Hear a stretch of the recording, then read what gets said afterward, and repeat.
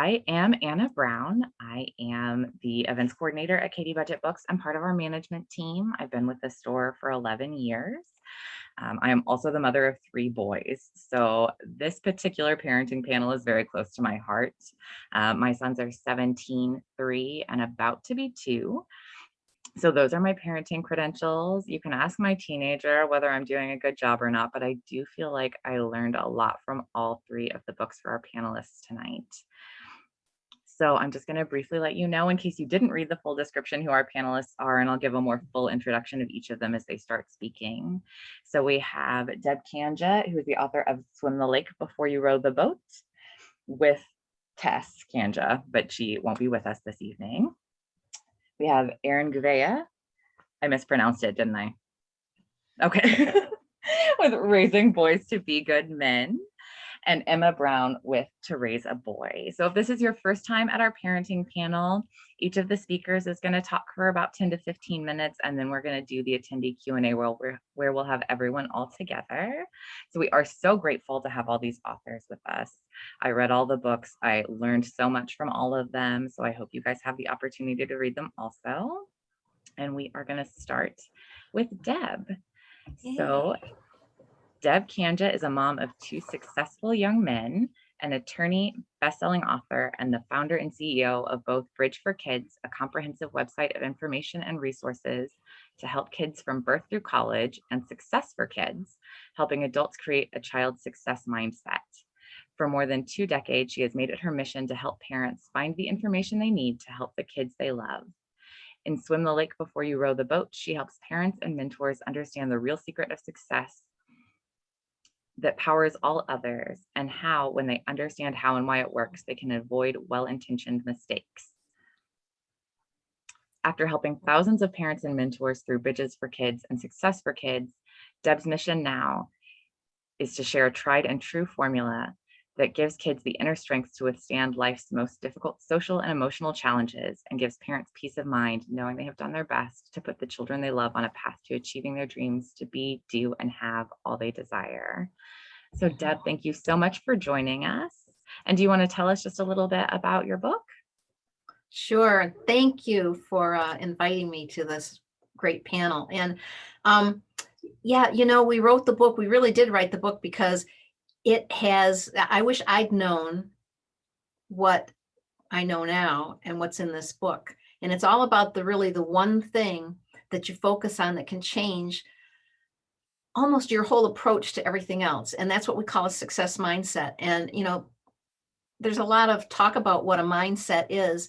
There's millionaire mindsets and growth mindsets and business mindset. But the way we look at it, a success mindset is all about the beliefs that you hold about yourself and the feelings you have about yourself and how that translates into your future success. And it really revolves around, if people are in business, they might have read that best-selling business book, even though it was written back in the 1920s by Napoleon Hill, which is Think and Grow Rich.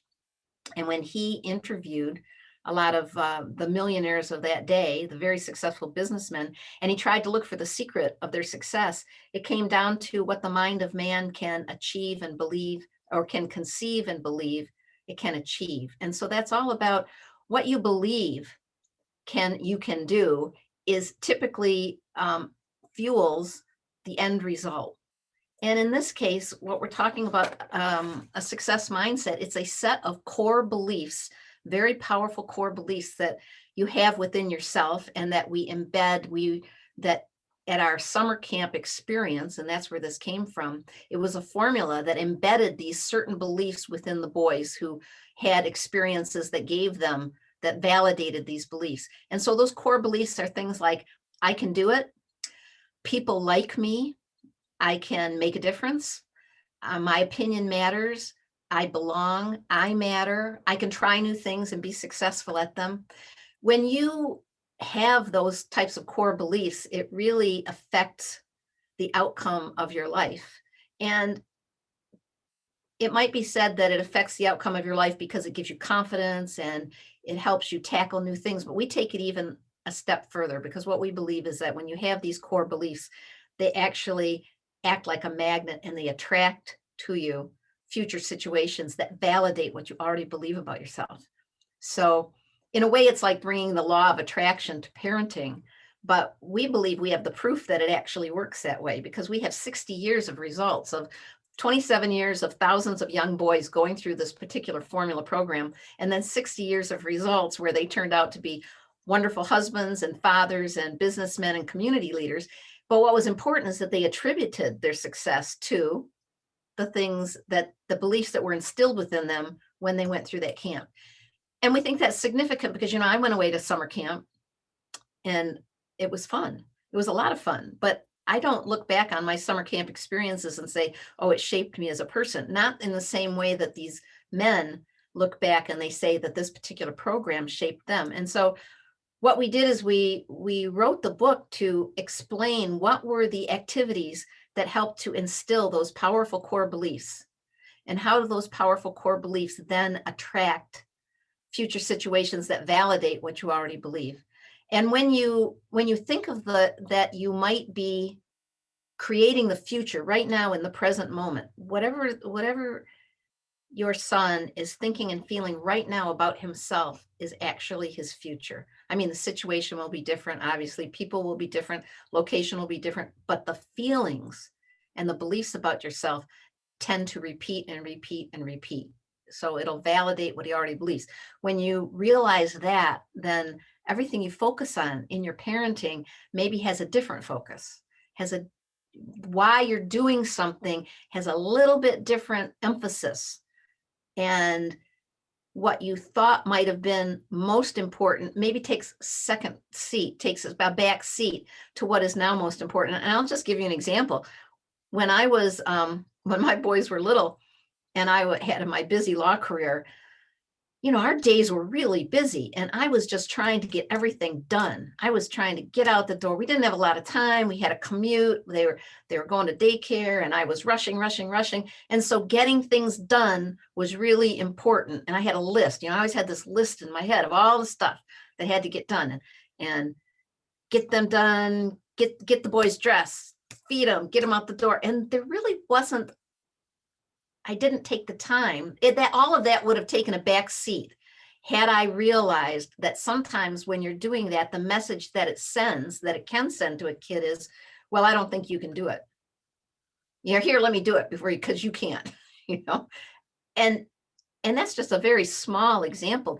All of this success mindset starts embedding at a very, very young age. I mean, I mentioned we were chatting before, and I've got a little grandson who's 27 months old. I'm telling you, I can watch and see how, even before he hit 2, how those thoughts and beliefs about what he could and couldn't do were already embedding. And so it starts young, and it's a different approach. It's a completely different focus. And it makes a huge difference. That's it in a nutshell. I loved it so much, and I'm kind of sad the camp isn't around anymore for me to send my boys to. I'm not going to lie to you. But let's talk a little bit about how we instill that mindset. So in the summer camp, you guys had badges and you had a lovely story in the book about the council fire ceremonies that were had every week to recognize special achievements, and how that helps start instilling that when you're recognizing achievements. And it also talks a lot about making sure there are things that all of the boys can achieve. Yeah. But how do we sort of translate that into a home environment so that we make sure we're recognizing achievements and not just that passing? Because I know as a mother, I try to make a note, like to say something to my kids when I see them doing something they weren't able to do before, but that's not necessarily something they're going to remember because it's just kind of a passing, like, oh, look, you put your shoes on by yourself. And then we keep going. So how do we make that part of our home life? Yeah, you're right. We had a council fire every Friday. Kids got awards, kind of like Boy Scout badges. They were unique to our situation, but they got awards and they got these sashes that you put the award on. So you go to this ceremony and they would call your name up because you had done whatever the requirements were for those particular awards. And what was memorable about it was the ceremony of it, something special. But at home, quite frankly, sticker charts. Sticker charts are great achievement, recognition of achievement. And then you can have a weekly ceremony where with a giant sticker, I guess, that you get, if you've gotten a week full of your stickers, you get something special. But what's important about it is that you're recognized in this sort of a more special ceremony rather than just sort of off the cuff, oh, good job, like you're saying. It's a special recognition of that, because what we're trying to embed within them is this absolute knowing that they are successful. And you mentioned something about making sure that every kid experienced success, and that's true. It was a summer camp that was a sort of an all-around activity camp. Didn't specialize in any one thing, just all sorts of all-around activity. But kids come with different skill sets and different interests, and you don't want any kid in a setting like that. You don't want any kid to be sort of left behind in terms of how many badges they might be earning. And what was important and what we tried to explain in the book is that you want to examine your child for what their interests are and what they're good at, and then find an activity at which they can succeed.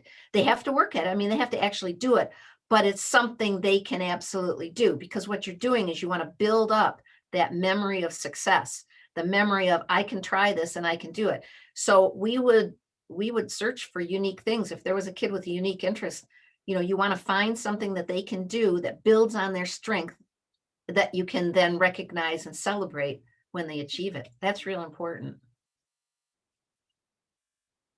You also talk about the importance of teamwork and them learning how to be successful as part of a team. And I know my littlest ones, my older one actually is on some sports teams, and so he's had to learn that later on in life. But my littler ones, we have kind of a family team going on, because especially since this pandemic has started and we've all been home a lot more, I realized I was doing a lot of things that really they could be helping with. And I wanted for them to have that, where we started very young with them learning how to work as part of a team on something. Can you speak to that a little and give some ways in Yeah, which families can you're do that? you're doing exactly what I would suggest, which is, work together so that they believe that they are contributing and that their effort is needed. And then of course you can't be like me trying to get, when my kids were young, trying to get everything done, because of course it will take you longer and it might not get done exactly the way that you would otherwise do it yourself, but that's not what's important. And to celebrate that teamwork, like everybody works together to do something, and then maybe you always go, and I don't know if you eat ice cream, but you always go and you do a thing, or you eat ice cream, or you always go and say, oh, let's have a cookie, or oh, let's eat a cracker, whatever. It's the same thing though. What it is, it's a celebration and it's a repetition of the same thing. And that becomes kind of like a tradition. You're doing a thing together as a team, and then you're celebrating as a team, and you've got this tradition. That's when you repeat in that way, that's how the kids interpret it. As it becomes kind of cemented in their mind as a special thing that they're doing as part of a team. So you're doing exactly the right thing. I mean, and you're instilling these beliefs. You're instilling the beliefs of I matter, my contribution matters, it's important that I'm here and I'm appreciated. Those are powerful core beliefs. Okay, and then the last question for this portion. So you say something in the book about how rules are, okay, let me find the quote because I'm going to mess it up. Rules are used to create a foundation of success instead of to control. And that blew me away. Like, having read it, I now feel like a terrible parent for not having considered how much the rules in my household are just about trying to control situations. Although I also give myself a little leeway because as a mom, our lives are crazy, right? Yeah. Sometimes you need to control some situations. But can you speak to that a little bit? Because that was the most mind-blowing part of the book for me, this idea that rules are not necessarily for controlling. Yeah. I mean, obviously there are some situations, safety situations that you have to control. So there's some boundaries that have to be set about some things, but rules really fall into that category of structure and routine, which is when you have a recognized structure, when kids know what's expected and they know ahead of time, then they want to conform their behavior to that structure, especially if it's fair and they've felt that you do need to start young, they felt that the rules are fair or the structure is fair. And it helps them plan ahead so that they know what to anticipate and they can avoid breaking rules. So, but and it ensures good behavior because what it does is it gives them a belief of mastery and of competence because they know, oh, I know what's going on here. I can handle this. I feel competent in this situation because I understand what the structure is and what the rules are. And again, though, you have to think we limited the rules to only the very important ones because if you have too many rules, you're going to have rule breaking. Inadvertent, we always assumed that it was an inadvertent breaking of rules or a mistake, but too many rule breakings gives a kid the idea that, I'm a screw up. I can't figure it out. I don't have, something's wrong with me that I can't figure this out, that I keep getting in trouble. That's not the mindset you want to, instill within them. And so that's why when we say it's not to control, it's for safety, but you want to limit it so that you are instilling the beliefs that lead to a future of success. And that's why I say, it's those, whatever they're thinking and feeling, a success mindset is like a magnet. And so think about what's the message that's being sent every time. And when you realize it's a magnet that's going to attract the future, right then, you're creating the future right then, putting this little magnet in their head that's going to attract that feeling. It makes you rethink what you're doing. Thank you, Deb, so much. I love this book because as a mother in today's day and age, I am thinking about raising my boys in the lens of the Me Too movement and toxic masculinity. And those are all important things, but this was kind of a totally fresh take that I've spent a lot of time thinking about what I don't want for my boys as they grow into men, but not so much time reflecting on what I should be instilling in its place. Besides just, obviously like feminism, everyone's equal, like those things, but not, I haven't thought as much about what I do want for them as what I don't want for them. So thank you so much. And we will have you back up on screen for the Q&A at the end, but I'm going to move on to Erin now. So thank you, Deb. So Erin Gouveia is a former award-winning journalist who has appeared in Time, The Today Show, Good Morning America, People, Mashable, and USA Today to discuss topics on parenting young boys in the age of toxic masculinity. He started the website The Daddy Files in 2008 to promote involved fatherhood, has contributed to Parents, American Baby, and The Huffington Post, and is a regular speaker at parenting conferences. His content on topics like gun control and abortion have been seen by millions around the world. He resides in Massachusetts with his wife and 3 sons. So hi, Erin, welcome. Hello, thanks for having me. Thank you. Do you want to tell us a little bit about raising boys to be good men to start? Yeah, so I have none of the credentials of Deb and certainly not Emma. So people say, whoa, what credentials do you have to write a book? And I say not many. Honestly, this book came about in a very unorthodox way. It came about because I shot my mouth off on Twitter in 2018 when my middle son was 5. My middle son, Sam, is a special kid. He's always just lived loud in every way that you can think of. And one of the ways that he does that is he loves to paint his nails. My mom was a manicurist, and she wasn't going to let having 3 grandsons who live nearby stop her from painting their nails, and kids love colors. So Sam, from the time he was, I think, 2, just loved his nails painted. And that continued through preschool, and it continued into kindergarten. But, when you get to kindergarten, you start to have more, kids from all different backgrounds in class. And I feel like that's when you really start to lose control over the messaging that you've been doing. And that happened. Sam went to school with his nails painted, and he got made fun of pretty bad by boys and girls.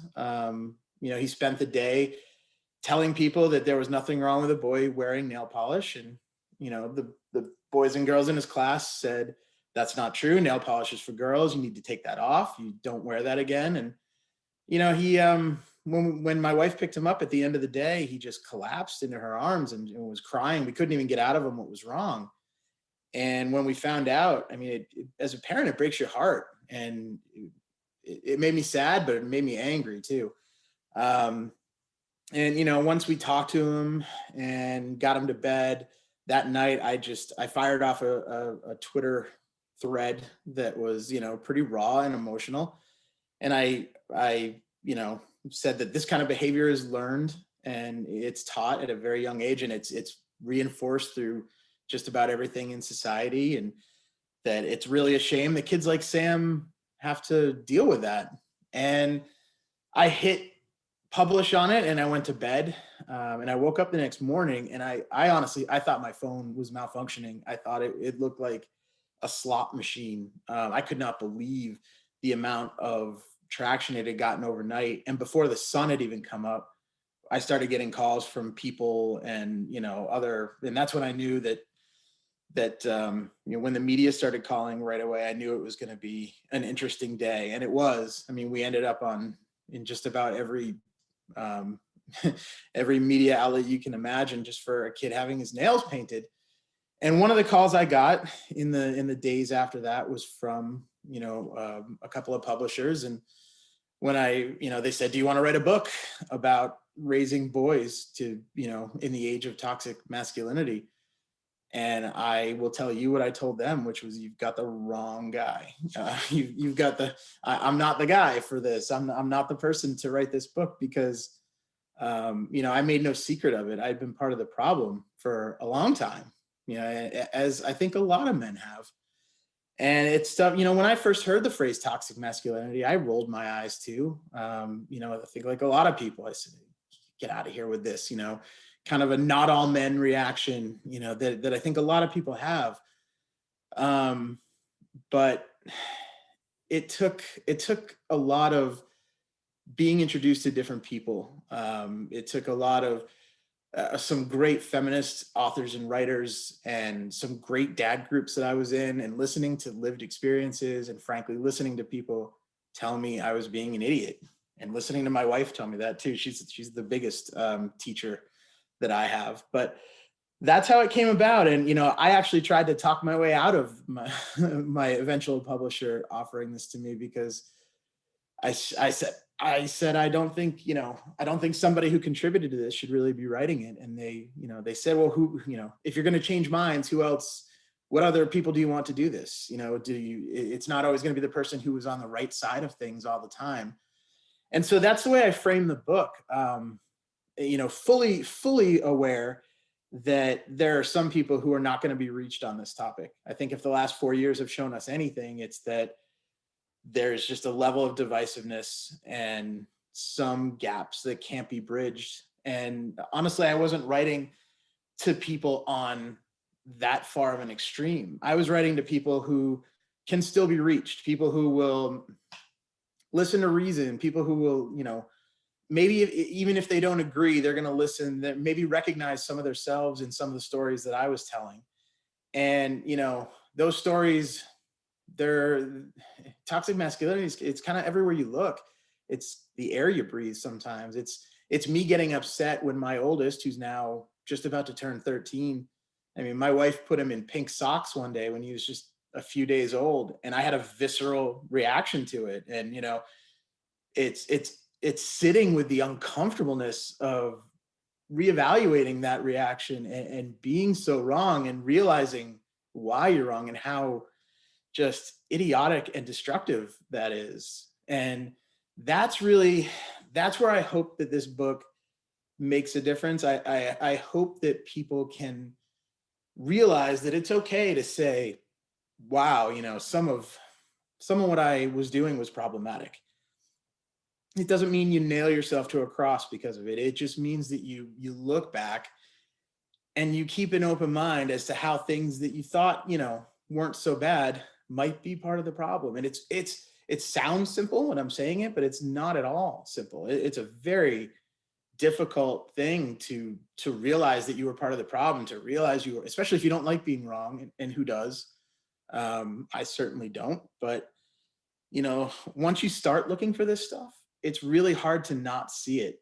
It's everywhere. And that can be a little overwhelming. And I think a lot of people shut down just at the size and scope of it, because it's like you wonder what you can really do. But there are steps you can take, and it starts with little things like, you know, Sam's fingernails was a great example. His teachers helped us make that a learning moment, and all of a sudden, he went from being bullied to being kind of a rock star. And all the kids at school, they took one Friday and everyone painted their nails, kind of in solidarity with him. People who wanted to, and it was great. And those kids learn that it doesn't matter if you're a boy or a girl and you're painting your nails. This stuff is all arbitrary. And I think it's up to parents. I think it's much easier to talk to parents and build boys who become good men than it is to change men who have already just hardened their stances to the point that they're pretty intractable on the whole thing. So this book was, I won't lie, this book was tough to write because it's basically a chronicle of everything I've done wrong and every way that I've screwed up, which, fills an entire book, we found out. So, that's not ideal, but I figure if anyone can learn from my idiocy, that's probably a good thing.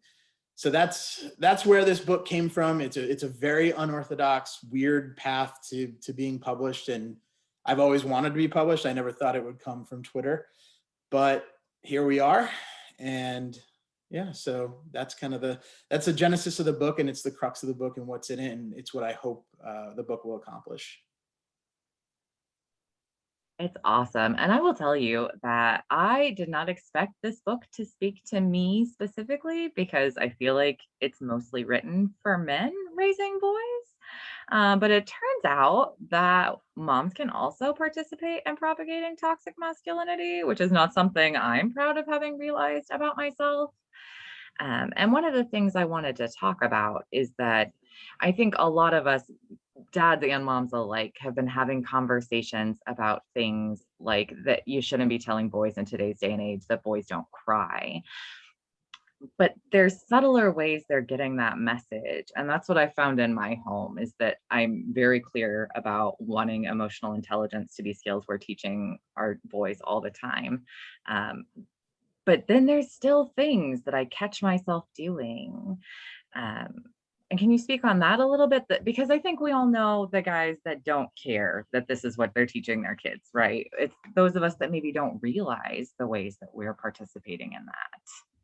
Yeah, I mean, it's everything from the nicknames that we give kids at an early age. Is boys tend to be, champ and sport and bucko, and girls are princess and sweetie and cupcake. And even the clothes that we put on kids. I remember, it's amazing the kind of clothes that people, the things that the clothes say, like little onesies that say "lock up your daughters" on my infant son, which is just kind of really weird when you think about it.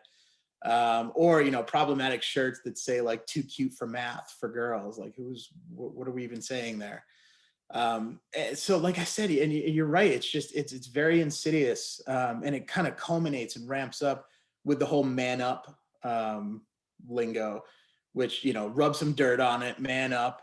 That's something that I've always done. I played 3 sports a year growing up. I grew up in locker rooms and on athletic fields, and that was just part and parcel of everything that we did. As well as, it pains me now how many unbelievable, LGBTQ friends I have now.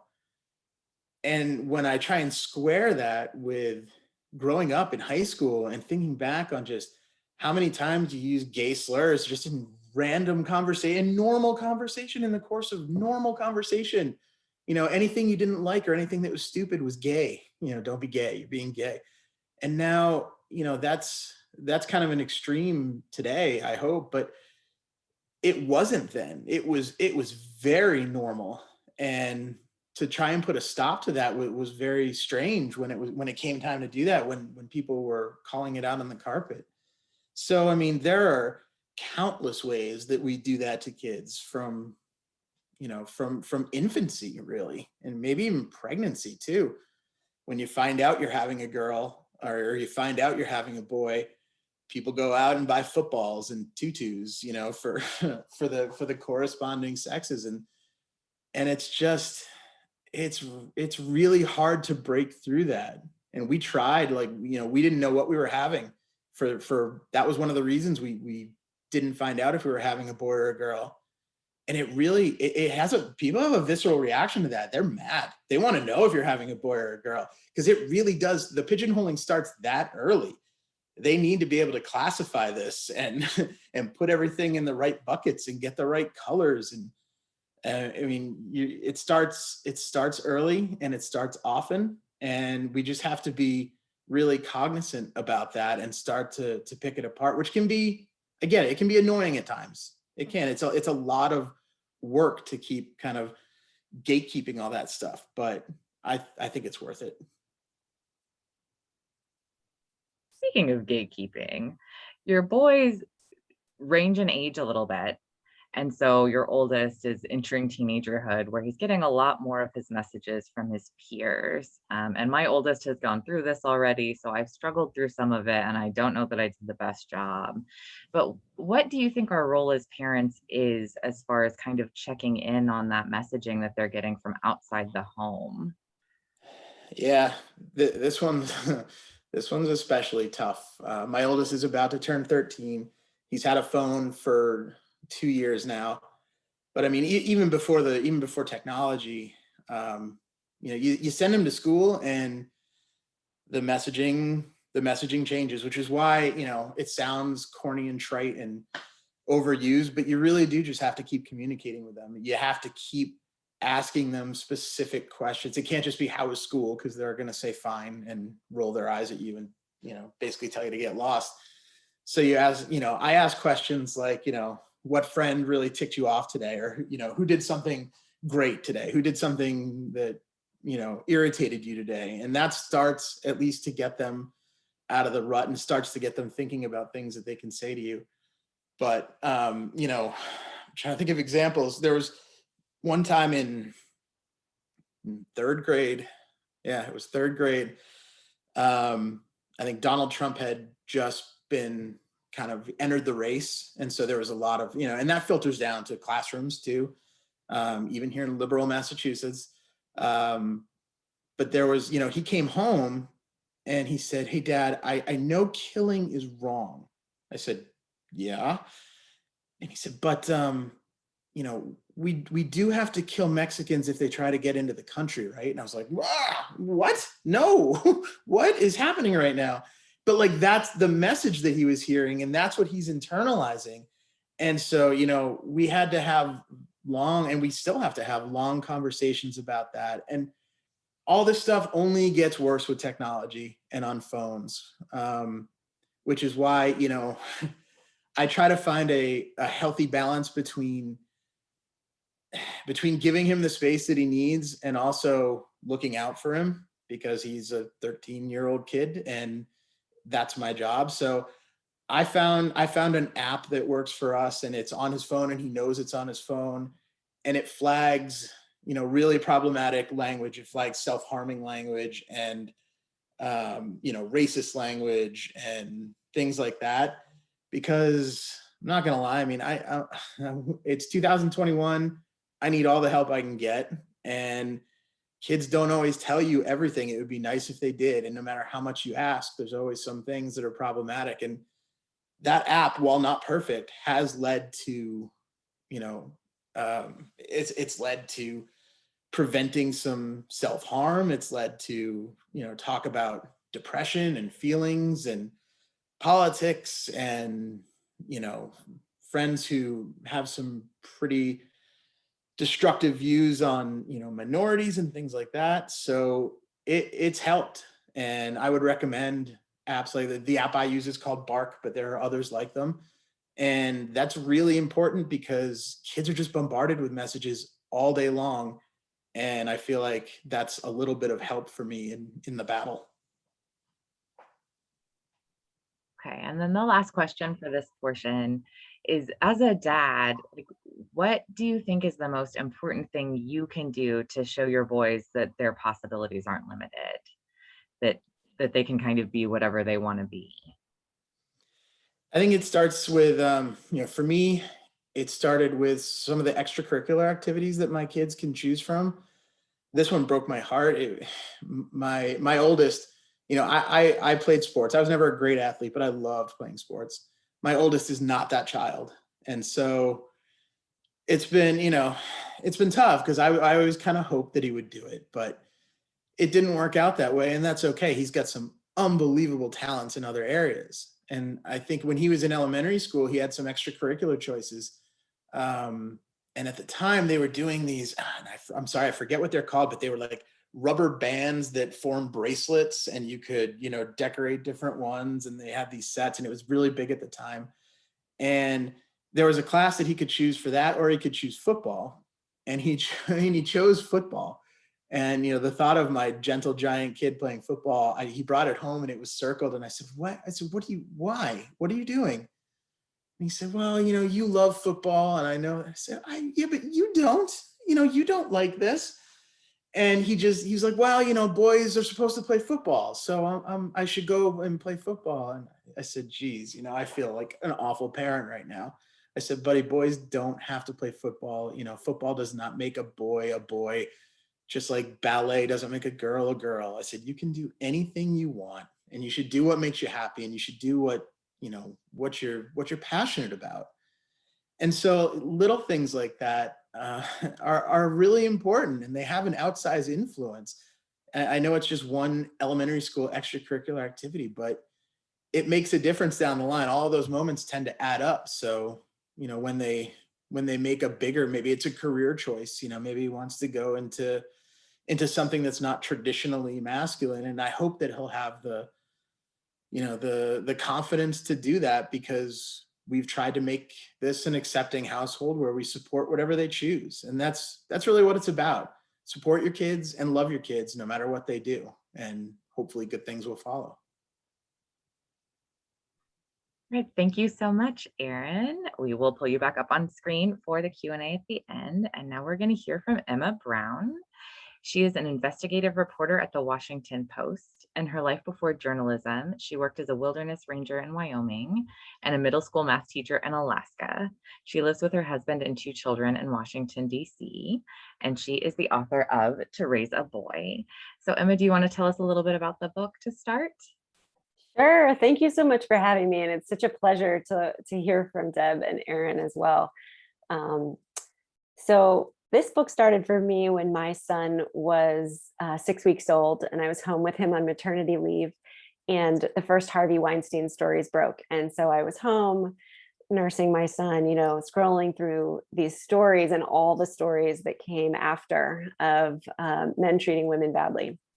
And it forced me to sort of confront something that I had not thought hard about, which was, how am I going to raise my son to be different than that? I realized that I had had such strong instincts about how to raise my daughter, having grown up as a girl and sort of experienced the messages that get beamed at girls from the time that they're tiny. I just had such strong feelings about what I wanted her to know about, the limitless of her own limitlessness of possibilities for her. And I had no idea how to do that for my son. I grew up with 3 big brothers. I had friends who were boys, and yet I had never really grappled with what it's like to be a boy. I basically thought it was easier, like they didn't have to deal with the stuff I had to deal with, so it was easier. So this book was my opportunity. It's not a parenting how-to guide, because I'm not an expert in parenting. It's really an exploration using my skills as a reporter, talking to researchers and coaches and teachers and boys and their families all over the country, to try to understand, like, what is this world that my son's going to grow up in? What is it like to be a boy? How can we do better for boys? And this assumption I started out with, that things are just easier for boys turned out to be just so flat wrong. And that was one of the big takeaways for me from this book. I mean, Aaron, in the book, I talk about the pressures boys face, which is my way of talking about, I think, what Aaron is talking about when he says toxic masculinity. But those pressures, we know that they are not good for girls and women, that there's piles of research that help us understand that the really restrictive and traditional ideas about masculinity are linked to higher risk for violence against women, for example. But what I hadn't realized before I did this research was just how those pressures are dangerous for boys and are dangerous for the men that they will become, both in terms of their physical and mental health, in terms of loneliness versus, friendship and strong interpersonal relationships. And so, I sort of, a big takeaway for me was that that helping my son see and resist, helping all boys see and resist those pressures is so critical for everyone's health. And then the second thing I guess I'll just mention is that we just know so much about the power. I mean, as Aaron was just talking about, the support that that parents can give their children that is so critical. We just know so much about the power of positive relationships to support children. And I think what I saw in my research was a lot of failures to support boys in the ways that they really crave and want and desire. And one of those really obvious places I think that we are failing and can do so much better is around how we talk to boys about healthy relationships and intimate relationships. I mean, I covered education I was a teacher, as you said, Anna, and then covered education for most of my life as a journalist. And yet I didn't realize until I kind of dug into this obscure CDC data, surveys of schools, that sex education really started evaporating in the year 2000. And over the next 2 decades, we saw so much less sex education being taught in K-12 schools. And I'm not only talking about, things that we might consider sort of hot button or controversial social issues, but also puberty. Like, we're just not teaching it as much as we used to. And there's no one answer as to why.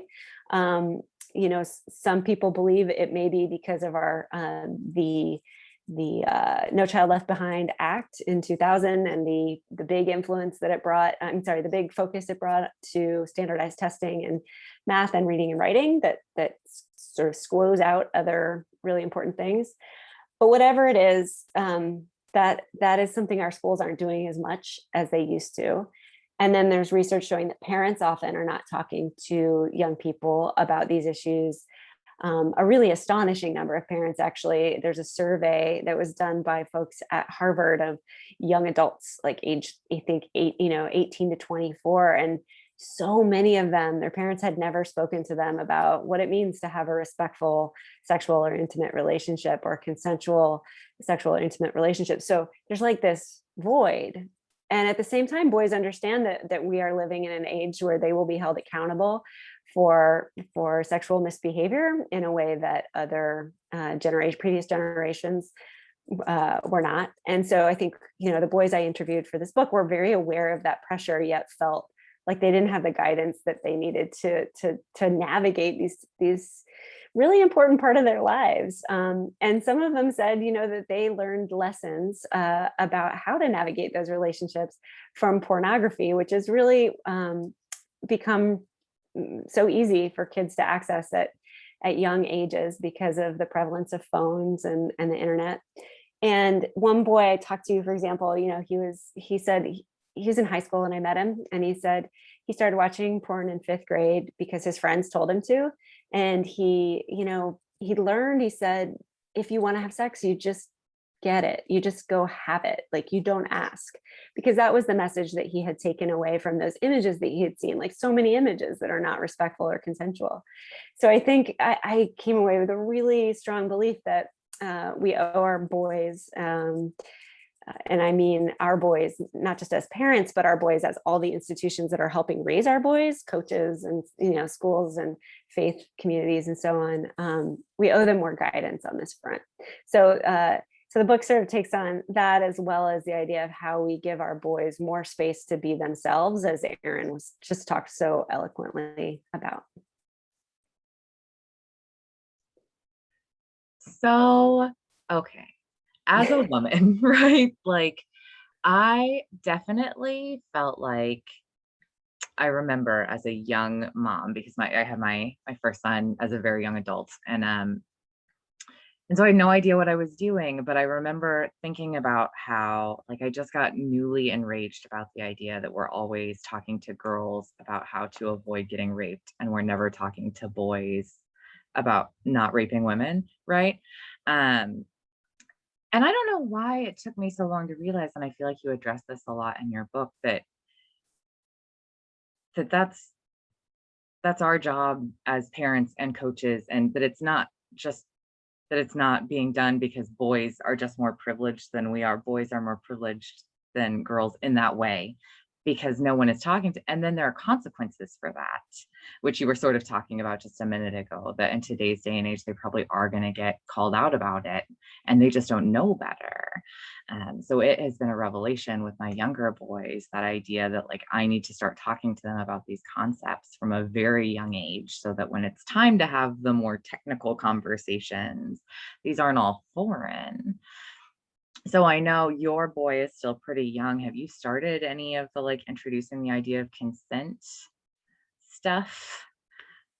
Yeah, my son is 3, and then he has a big sister who's 6. And we talk about, I mean, we talk about consent in terms of your personal space, in terms of, I mean, my kids are at an age where we're home all together all the time. So we get on each other's nerves, right? And they're at the age where they are in each other's space.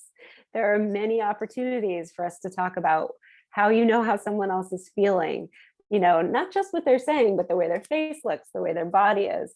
And a lot of opportunities to talk about, violating someone else's space and saying you're sorry. So I think that those kinds of conversations are things that we can start doing really, really young, way before you need to start connecting it to sex or sexuality. And I think we owe it to our kids, as you said, that we don't want to set our boys up to be in a situation where they don't know better, and so they cross a line, or they because they haven't thought about what they're doing, which I think is not always the reason somebody violates somebody else's boundaries, but sometimes is.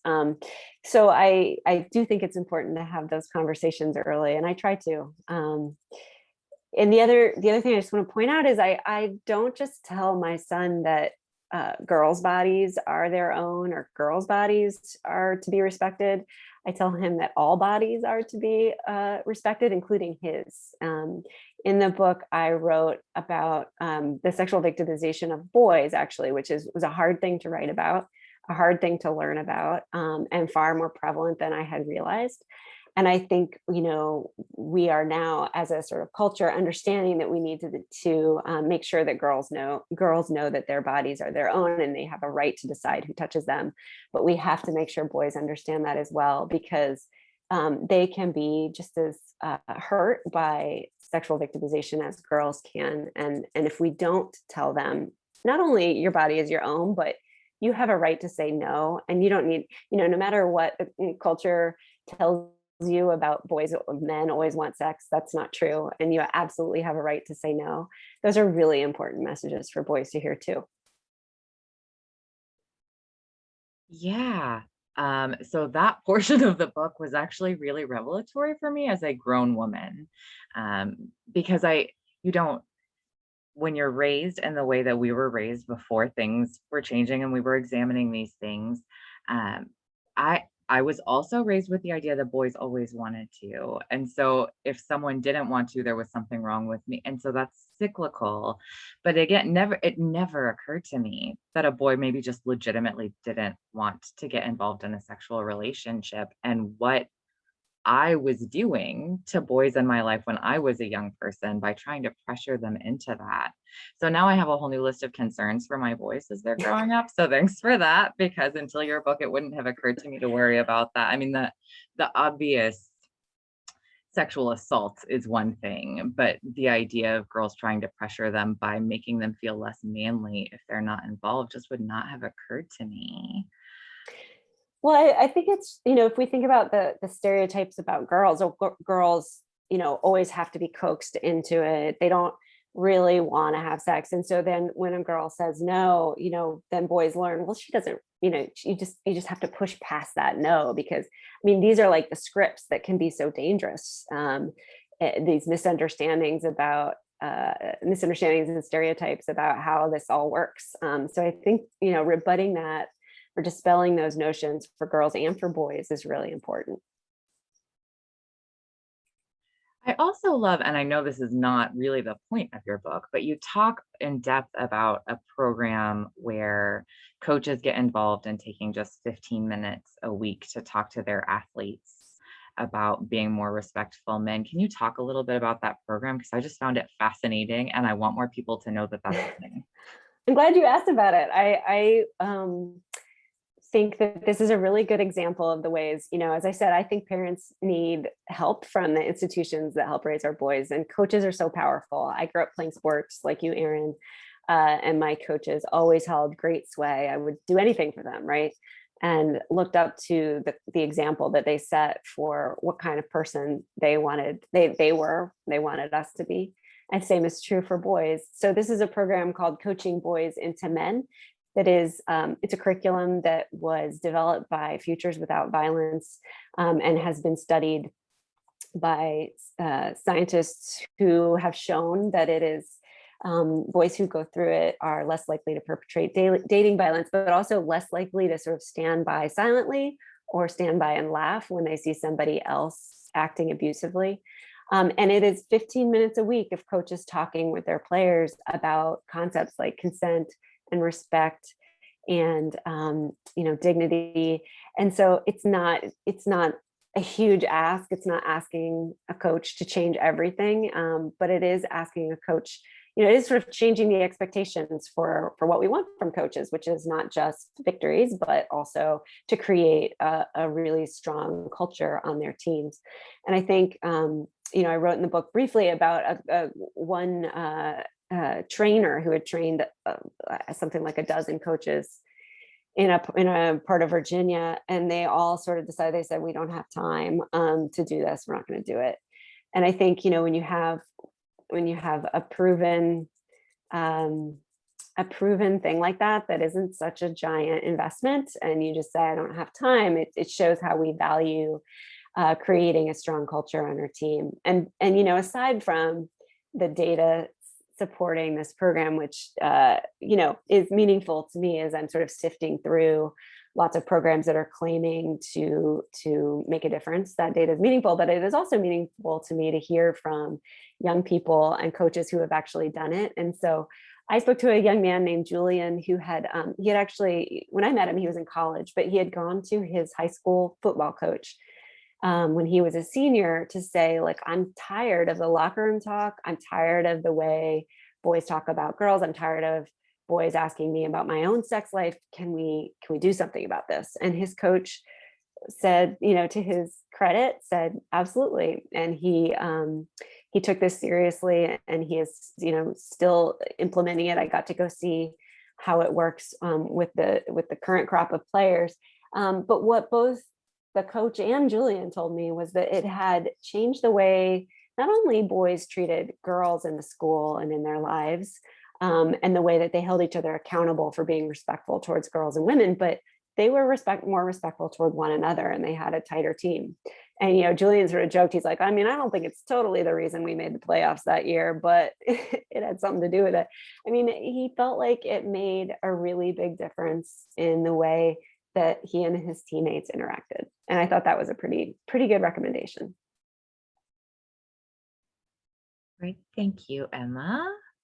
So I am going to put us on gallery view now, and we can take a couple of questions from attendees. If anyone has any more, please put them in the Q&A box.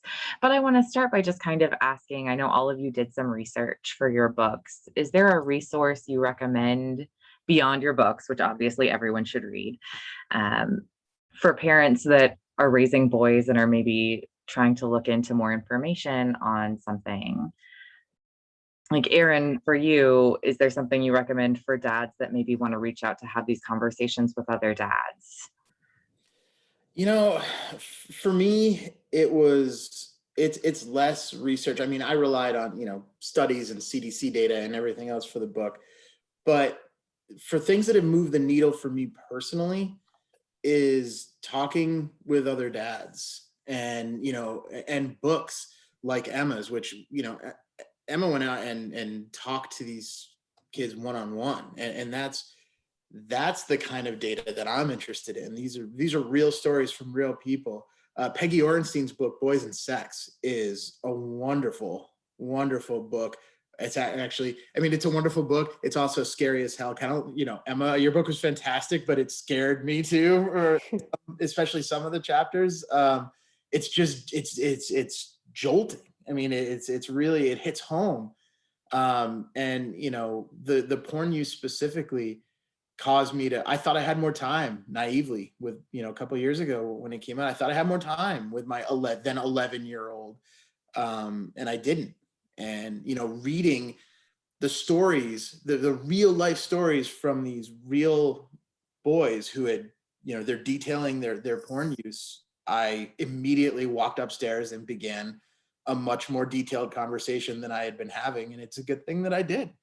So, I would say those true life stories are the thing that really moved me the most and moved me to action the most. Okay. And Emma, obviously you did a ton of research for your book, so maybe narrowing down some resources is a little harder for you because you have a lot of them in there. But is there something you recommend for the average parent to look into some of that?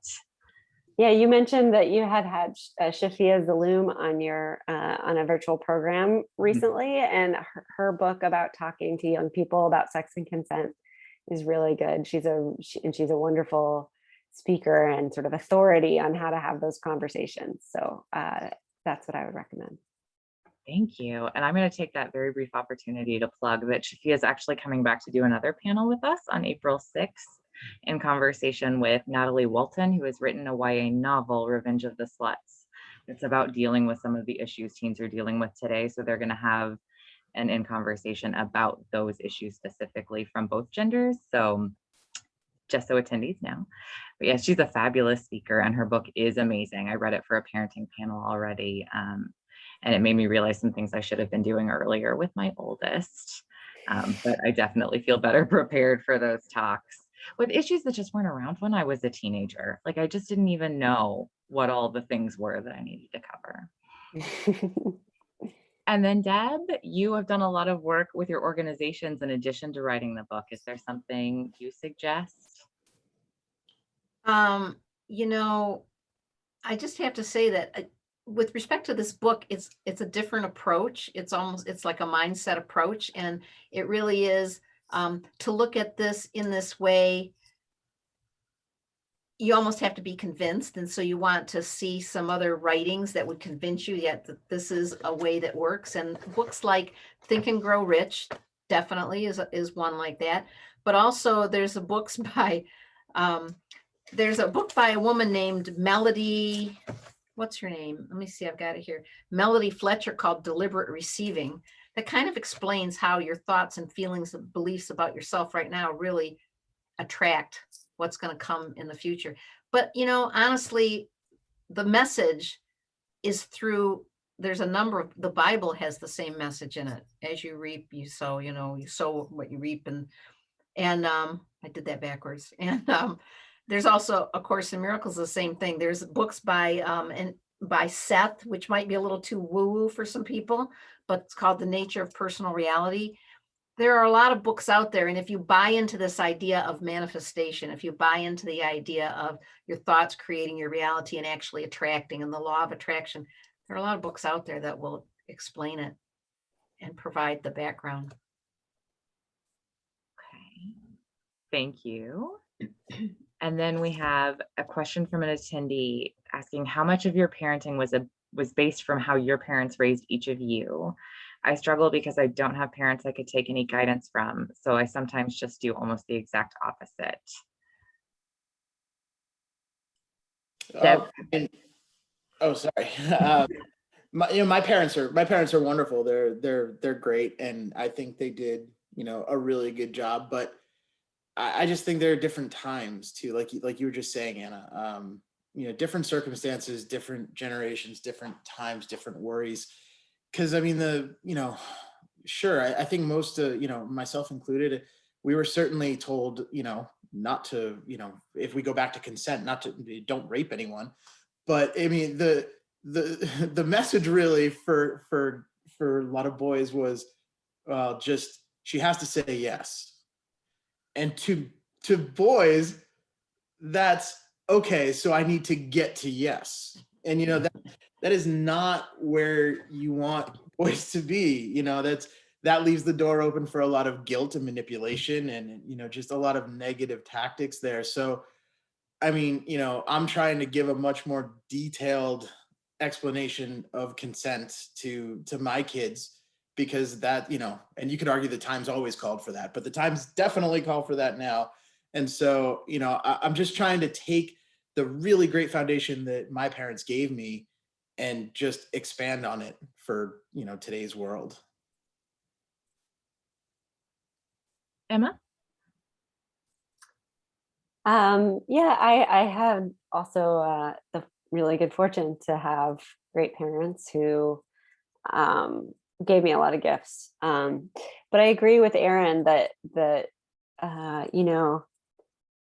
that we are bringing up kids now, dealing with different things than our parents dealt with, and so all of us, I think, grappling in a way with how do we do that, whether it's because of social media, or as we were talking about, the prevalence of pornography. Totally agree with what Erin said completely about consent. In fact, a young man said exactly that to me, that we hear no means no. That means we have to get a girl to say yes. So I think that we are all sort of grappling with the new and changing world. And I guess this doesn't quite get to your question, but I think it's a really hopeful time to be raising boys. And I feel really lucky to be raising boys right now, because I'm not like sitting at home alone thinking about these issues all by myself off in the wilderness. Like, I think a lot of people are thinking and talking and working on how do we do better by boys so that we can do better by all of us. And so, I think that there are a lot of resources out there to tap into. And I talk specifically in my book about, in talking about sexuality, for example, or sex education, not all parents are really comfortable doing that, but there are resources in our communities. I mean, my parents didn't talk to me ever really about any of that stuff. But they gave me access to a year-long, incredible sex education class at my church, at the Unitarian church that I grew up in. They gave me the sort of tools I needed, right? So I think hopefully you can find the resources that you need to tap into to sort of help you think through some of those things that you didn't feel like you got guidance on from your own parents.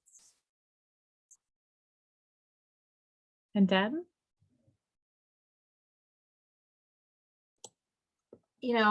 I guess I would echo what both Emma and Erin said. There are so many resources. I mean, I must have 50 to 100 books, parenting books, and you read them. There's a lot of wisdom in a lot of books, and you get from each one a little snippet of something that you need. And so, the books are fabulous. There are also some really great podcasts out there right now. I think Parenting Junkie is one of them. That's there are a lot of good resources, places that you can just tap into. And there are dedicated Facebook groups. I know my own community has a parenting, it's just for women, but it's a parenting group that has, I don't know, maybe 8,000 or 10,000 women just from this area, moms in this area. And those are great resources to bounce. You can typically ask questions anonymously and get lots of great feedback. from the community, and it helps to know you're not alone. Yeah. And I am also going to answer this question, even though I'm not a panelist. I grew up with great parents who I never questioned whether or not I was loved, but they were both raised in households where you did not talk about your feelings. So while they were fabulous humans, and I never questioned whether or not I was loved, when I started having like emotions, they had no skills to teach me. And God bless that we were in a situation and they were aware of that enough that I was able to get into some therapy and learn some of those skills from people that knew better than my parents at that point, how to deal with the stuff that I was dealing with. But I have gotten nothing from how they raised me as far as teaching my boys emotional intelligence, because that just wasn't a skill set that they had. So it is absolutely possible to learn some of these skills, even if you didn't get those examples from your parents. And again, just in case my parents watch this, they were fabulous humans.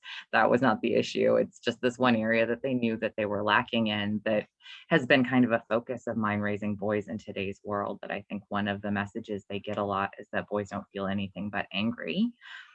And I don't want them to be getting that message at home. So we focus a lot on talking about all of our feelings, and books like these have been just mind-blowing.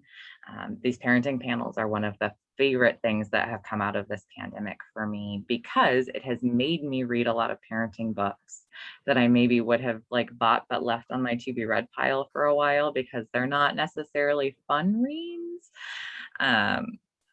And I've learned so much as a parent. So there are absolutely fabulous things in parenting books of all kinds.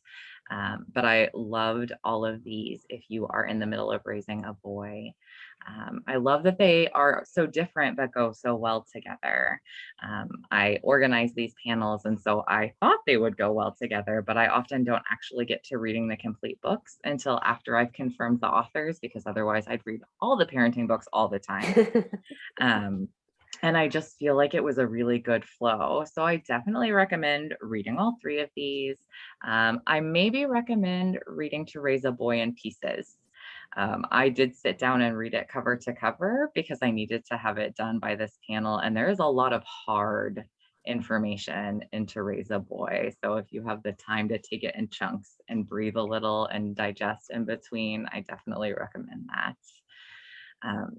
But it's such important information if you're raising a boy in today's day and age. It's important to be aware of that stuff. So thank you all so much for writing your books and getting them out into the world, which I know is not always an easy process, because they're important. And I've learned so much from reading these. And thank you for joining us this evening. Well, thank you. Thank you.